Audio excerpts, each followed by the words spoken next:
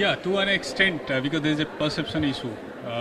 The general perception among many of those functioning democracy, I would say, is that there is an erosion of values, there is an erosion of institutions, and there is also a disconnect between citizens and the state. So that has led to a lot of pessimism. So in a sense, this sort of conference, which raises a question mark on democracy and human rights, is one way to revisit some of the basic templates of democracy and also reinvigorate and see what kind of renewal, sort of refreshing the ideas about democracy, different institutions, different altogether mechanism to strengthen is necessary. So I think this is a good starting point to revisit some of the democratic templates.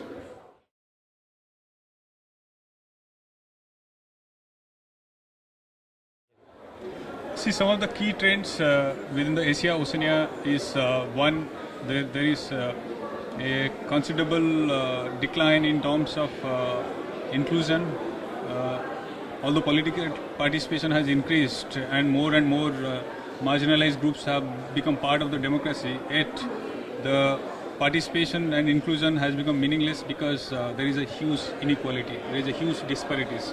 So in a sense, the democratic governance system hasn't actually been able to deliver the kind of services, kind of facilities and provisions that is actually needed for mass of the people to enjoy a kind of better standard of living. And that's one major sort of concern, and that has come out very clearly in the discussion. The second issue is about also this Asia region is also ridden with a lot of conflicts, religious fundamentalism, radicalization issues of insurgency, and all sort of things pose a very serious challenge to a democracy. And this is where actually a conference of this size need to also relook how actually democratic system can actually address some of those threats and challenges. But the elephant in the room is the China. In Asia, the China has provided a better alternative in terms of economic growth. The kind of phenomenal growth it has achieved for 3 decades is actually having a direct impact on many of the country of the regions. So the India narrative, like a very successful democracy and also a growth center, has actually dwarfed by the kind of rise of the China. So issue is here is how to actually create democratic modules and exemplars like India, Indonesia, and some of these things that can actually counter Chinese sort of rise and sort of narrative. And the fourth thing is about bringing strengthening some of those institutions which are vital to make democracy much more participatory and much more inclusive.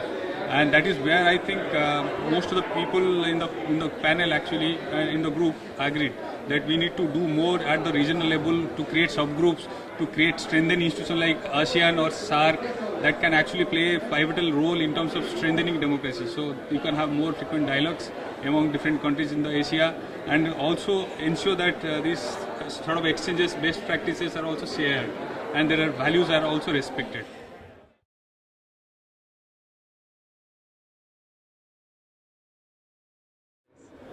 Conclusion is that we have plenty of takeaway from this conference. For my regions, I would have a lot of takeaway in terms of how to learn from the other regions' experience. Let's say, for instance, like America or even from the Europe or MENA regions, and then whether these insights can actually have some relevance to my region. That's one. And the second is also building network, building some sort of communication with different actors and experts, and this would actually create a nice conversation in future. And there could be more sharing, there could be more communications about best practices and all sort of in terms of helping in capacity building. So this is one very good I would say starting point of meeting so many diverse groups and taking away some of those experience to see if they have any sort of future in the region that I'm talking about.